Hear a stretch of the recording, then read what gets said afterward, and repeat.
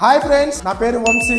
అసలుకి big boss house లో ఎమ్మానుయల్ గారి కామెడీ అబ్బా నెక్స్ట్ లెవెల్ అండి. లాస్ట్ టైం బోలే గారి కామెడీ, ఇతని కామెడీ నెక్స్ట్ లెవెల్ అయితే అనిపించింది నాకైతే. అండ్ ఓవరాల్ గా ఆ హౌస్ లో గురించి మాట్లాడుకుందామండి. నాకైతే ఇప్పుడు వచ్చిన హౌస్ మేట్స్ చూస్తుంటే బోర్, అసలు ఎలాంటి వాళ్ళు వచ్చారేంట్రా బాబు. బిగ్ బాస్ చూడటానికి మెయిన్ రీజన్ ఏంటంటే కామనర్స్ కూడా సెలెక్ట్ చేసుకున్నారు. రేపొద్దున ఎవడుకోవడానికి ఛాన్స్ వచ్చింది.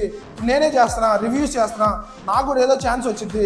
నా వల్ల ఇప్పుడు ఇంతమంది తెలిసింది. అట్లా చాలా మంది రివ్యూవర్స్ వల్ల చాలా మంది తెలుస్తుంది అని జనాల మీదకి కంటెంట్ వదులుతున్నారని చూస్తున్నారు తప్ప బిగ్ బాస్ లో ఏదో ఉందనేది అయితే ఏం లేదు.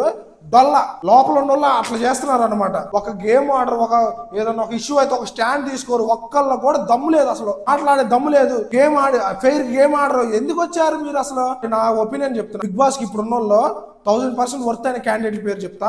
ఫస్ట్ ఆఫ్ ఆల్ ఎమ్మానుయల్ గారండి. సూపర్ గేమ్ ఆడతారు, టైమింగ్ కూడా సూపర్ ఆడుతుంది. నెంబర్ 1 అన్ఫేర్ ఎక్కడ చేయడం, కామెడీ బాగుంటుంది, ఫెయిర్ గా ఆడతారు. 2 శ్రీజ గారు గేమ్ విషయంలో చంపేస్తారు అంతే. దమ్ము శ్రీజ. రెండో తుత్ర అన్నారు, అదేం లేదు, తగ్గించారు. ఇప్పుడు కూడా కరెక్ట్ గా మాట్లాడుతుంది. నిన్న భరణి శంకర్ గారు కూడా కరెక్ట్ గా ఇచ్చి పడేశారు. ఉంటే మంచిగానే ఉండి లేదా చెడ్డగానే ఉండు, 2 తలకాల పావులా చేయమా కానీ గట్టి వార్నింగ్ ఇచ్చారు తను. అండ్ ఆర్మీ పవన్ కళ్యాణ్, ఇంకా సంజన గారు అండి, ఇంకీలేనండి.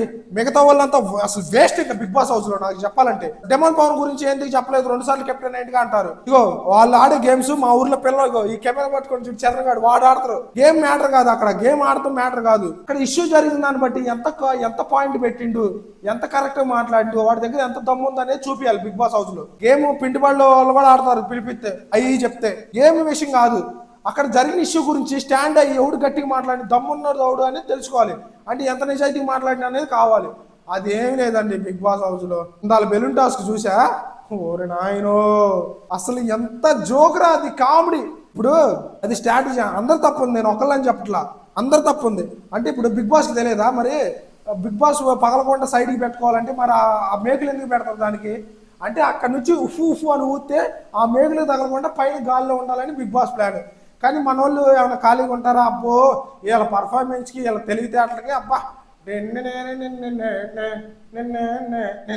ఆటై అబ్బా మాట్లాడుకోదు.